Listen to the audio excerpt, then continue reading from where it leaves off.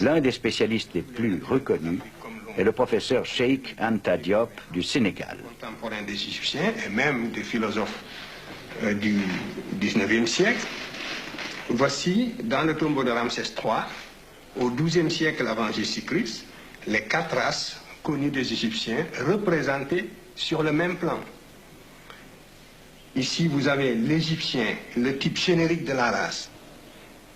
Donc, ici, c'est le type générique de l'Égyptien. Ce n'est pas tel ou tel Égyptien en particulier, mais c'est le type général de l'Égyptien qui est représenté ici, en noir charbon, si je puis dire, avec toutes ses particularités ethniques.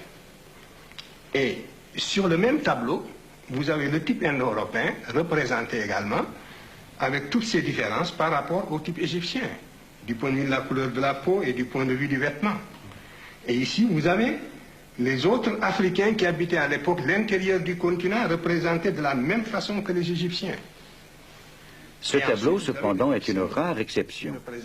C'est le seul, semble-t-il, qui démontre si clairement le point de vue du professeur. Le même tombeau sur le même plan. Les anciens Égyptiens, quant à eux, représentaient généralement leur carnation par une sorte de rouge rosé. Bien sûr, on sait qu'ils se mariaient avec des Asiatiques et surtout avec d'autres Africains. Beaucoup de dames de la noblesse venaient du pays de Nubie et étaient artistiquement peintes en tant que telles.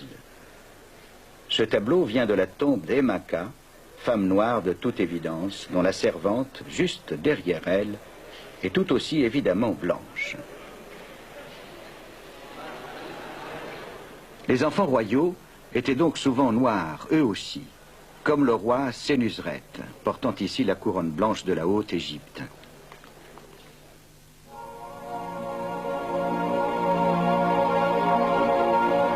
L'île éléphantine, sur le Nil, délimitait la frontière entre l'Égypte et la Nubie. C'était un lieu saint autrefois. Les premiers historiens européens, les Grecs, avec Hérodote, sont venus en ces lieux, pénétrés de la tradition classique, selon laquelle les différentes races du monde étaient dissemblables mais égales.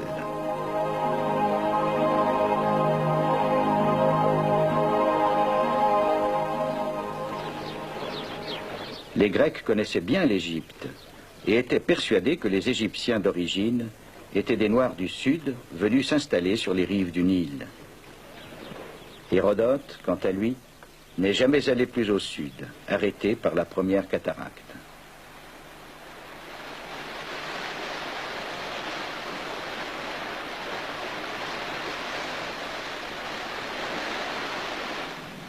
Aujourd'hui, l'obstacle est encore plus imposant. La construction au XXe siècle de 2 grands barrages sur le Nil a non seulement inondé des temples, comme celui de l'île de Philae, mais aussi la terre historique de Nubie sur plus de 300 kilomètres. Cela anéantit toute possibilité de poursuivre d'autres fouilles archéologiques.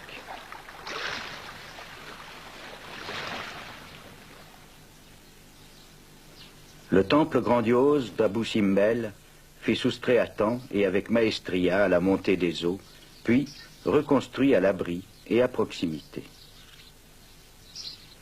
Mais ce ne fut pas tout.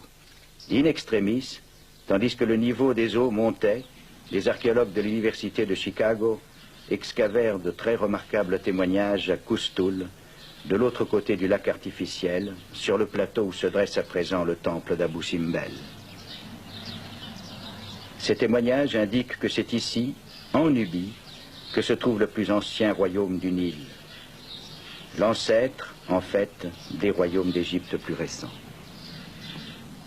Cet immense monument dédié à Ramsès II, construit probablement il y a plus de 3000 ans, est relativement moderne. Cependant, et ceci est significatif, Ramsès fit construire son grand temple ici, très au sud, en Nubie.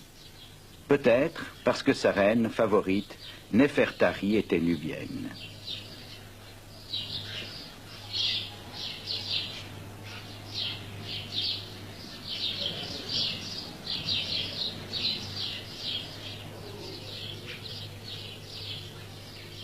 En regardant des temples, même de grands temples comme celui-ci, Il ne faut jamais perdre de vue les origines de la civilisation égyptienne. Et ces origines, les connaissances actuelles le confirment, sont avant tout africaines. Peu importe quelles idées et quelles coutumes les pharaons peuvent avoir trouvées chez les Asiatiques qu'ils ont conquis, l'Égypte commence au sud, dans cette Afrique intérieure, que les Égyptiens appelaient terre des dieux de l'Afrique qu'ils vénéraient comme leurs esprits protecteurs.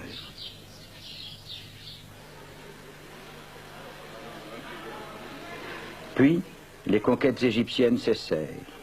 4 siècles plus tard, ce fut au tour des rois de Nubie, en marche vers le nord, de soumettre le pouvoir égyptien.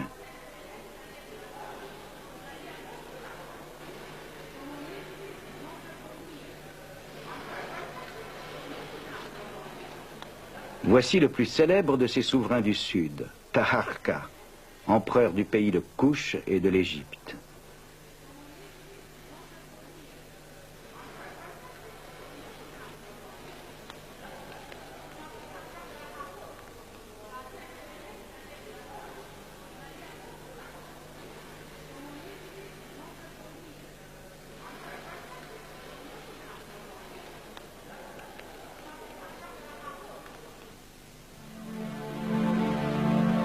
Vers 650 avant Jésus-Christ, les rois nubiens qui avaient soumis l'Égypte allaient se retirer vers le sud, à Napata, puis vers la nouvelle capitale de leur royaume Kouch, Méroé.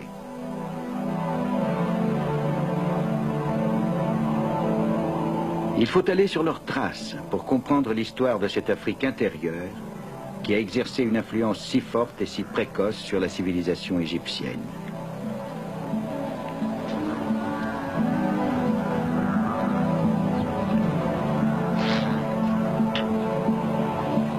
La cité de Méroé se trouvait à 1500 km au sud de l'ancienne frontière, en plein cœur de l'Afrique.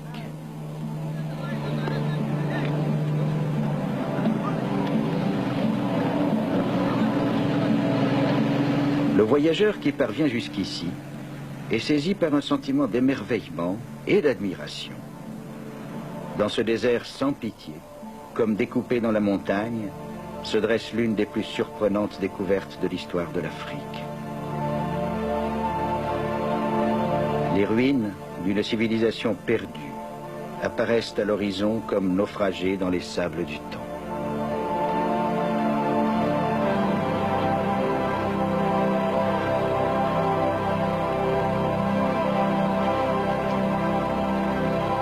Ces pyramides sont les sépultures des rois et des reines de Méroé, dont le règne se perpétua pendant plus de 6 siècles. Longtemps dévastées par les voleurs de tombes et par le temps, les pyramides sont maintenant restaurées et même reconstruites.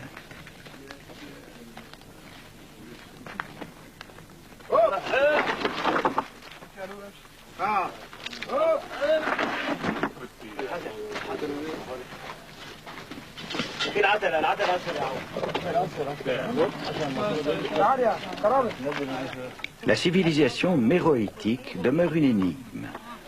Qui sait pourquoi les monarques de Kouch ont construit leurs pyramides bien après que de semblables monuments aient cessé d'être érigés en Égypte? On a pensé que tout cela n'était qu'une pâle réplique provinciale de la grande civilisation égyptienne, notamment parce que les pyramides de Méroé sont moins anciennes et moins massives. En fait, c'était bien plus qu'une copie. Certes, des similarités existent, mais on ne trouve nulle part ailleurs certains caractères de la culture méroïtique. La parenté entre les anciens habitants de Méroé, rois, reines et sujets, et les Nubiens, habitant cette région aujourd'hui, est un autre mystère.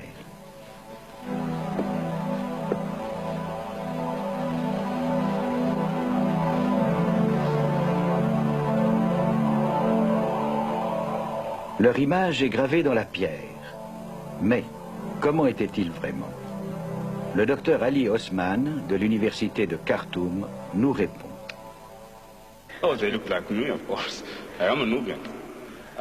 Je suis nubien. Les Nubiens d'aujourd'hui sont semblables à ceux d'autrefois. Culture actually have not yet been very much explored. The Nubians from within. I mean, I, the Nubian, Moi, en tant que Nubien, ce que je fais, wouldn't have changed that much. mon comportement n'est pas très différent de celui des Nubiens médiévaux. But the influence that were coming on us as Nubians, Mais différentes influences se sont succédées depuis les Égyptiens. say the Egyptian, Il y a eu les Arabes, les musulmans. Muslim and Arab influence, have been changing. That does not. Cela ne veut pas dire que les Nubiens aient changé. The Nubians have On continued peut dire qu'au cours des 10 derniers siècles, les Nubiens ont pratiqué sans discontinuer to really believe la même culture. have been going on for the last 1,000 years. Au cours de l'histoire, les Nubiens et leurs voisins ont tout de même subi bien des changements plus ou moins bien accueillis. À une époque, Méroé est tombé devant les armées d'Aksum, ancien royaume des montagnes d'Éthiopie. Plus près de nous, ce sont les Turcs et les Anglais qui ont lancé leurs armées d'occupation. Enfin, ce fut l'influence islamique, la plus durable de toutes.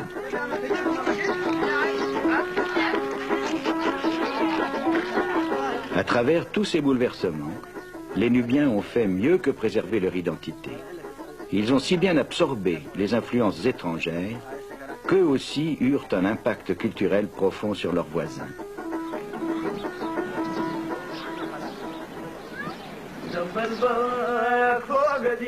Ils construisent aujourd'hui, avec les techniques d'hier, tout comme les habitants de Méroé le faisaient, selon un rythme de travail qui ménage les efforts. Les murs de torchis défient la chaleur écrasante de l'été nubien.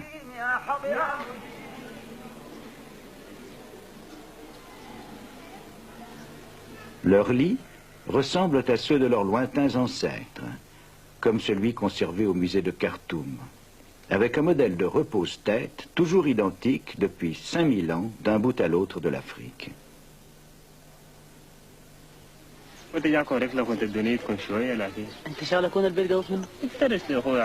Les scarifications de ces visages, signes d'appartenance au clan, figuraient déjà sur le bas-relief d'une pyramide avoisinante.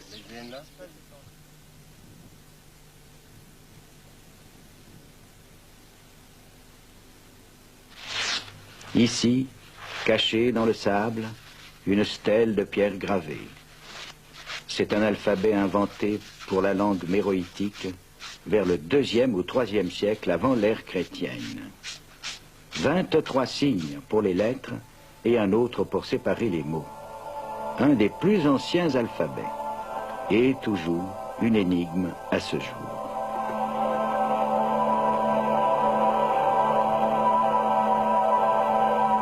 Dans les riches maisons qui entourent le temple, on peut imaginer le confort et les plaisirs de la vie méroïtique. On ne trouve nulle part ailleurs dans la vallée du Nil des poteries de ce style, spécifiquement nubien.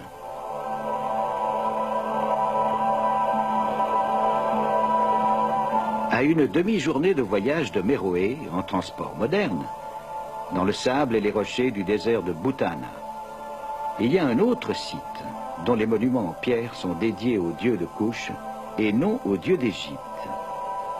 Ce lieu s'appelle Mozawaret aujourd'hui.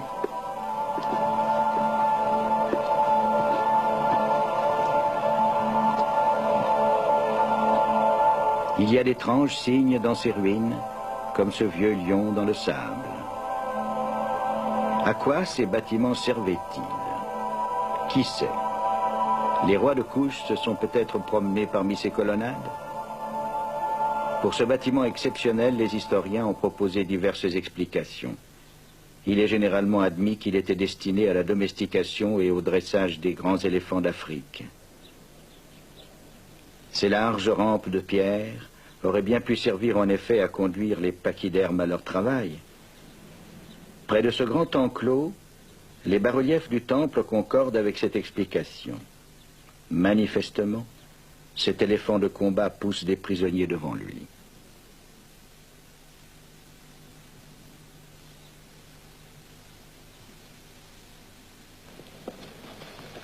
On peut admettre que la domestication de l'éléphant d'Afrique, plus grand, et plus difficile à dresser que son cousin des Indes, ait été une spécialité des Couchites de Méroé. Par ce dressage, ils firent du plus grand animal sauvage africain le tank de l'ancien monde, l'ancêtre de nos modernes chars d'assaut. Lorsque, franchissant les Alpes, Hannibal envahit l'Italie romaine, il avait 38 éléphants de combat. La compétence des dresseurs d'éléphants de Mouzawarat a peut-être contribué à ce légendaire exploit. Cette tête sculptée dans la pierre rappelle combien l'éléphant faisait partie de la vie à Méroé.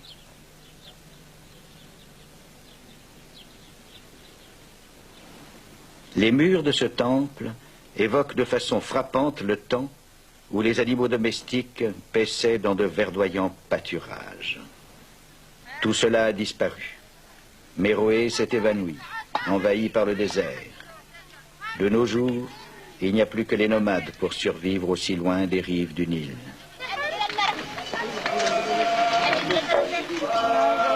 De mémoire d'homme, on n'a jamais vu ce puits à sec. Le travail de l'eau demeure inchangé et il est probable que la même scène se déroulait déjà il y a 1000 ans.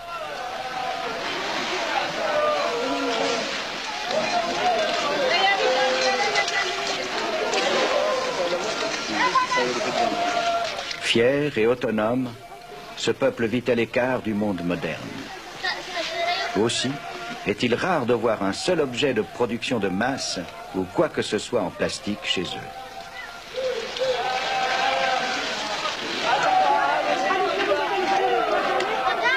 Les voyageurs européens ont souvent commis l'erreur de juger le degré de civilisation des peuples en fonction de la quantité de leurs biens matériels.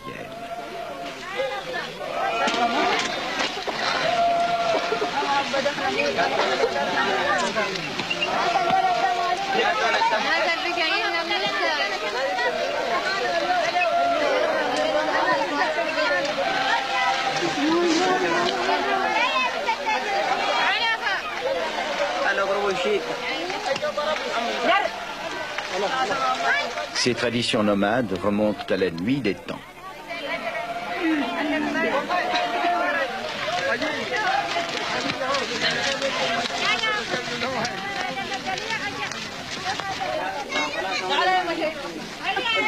Leurs anciens dieux ont échappé au sable et sont toujours présents.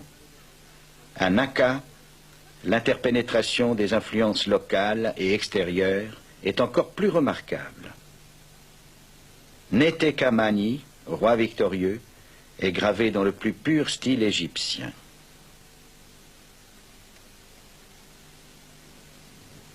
Le python, lui, est un puissant symbole de pouvoir spirituel dans cette Afrique intérieure. Il l'est encore aujourd'hui dans beaucoup de pays. Ce dieu lion à 3 têtes et 4 bras, quant à lui, semble tout à fait indien. Il est cependant spécifiquement méroïtique. Ce linteau de pierre ne manque pas d'intérêt. Au centre, la tête de bélier, symbole du dieu égyptien Amon.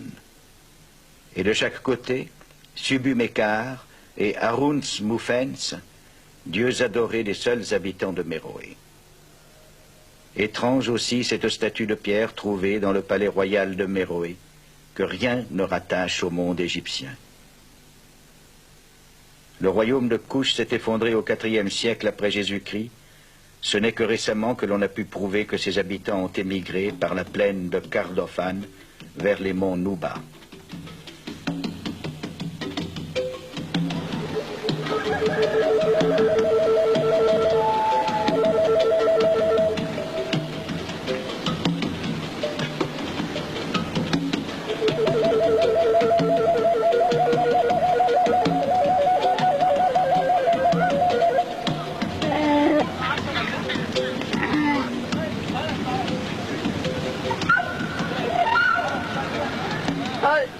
Moins influencés par l'islam que les Nubiens, les habitants de cette région présentent un intérêt considérable pour les historiens, car leur mode de vie est peut-être resté plus proche de celui de leurs ancêtres.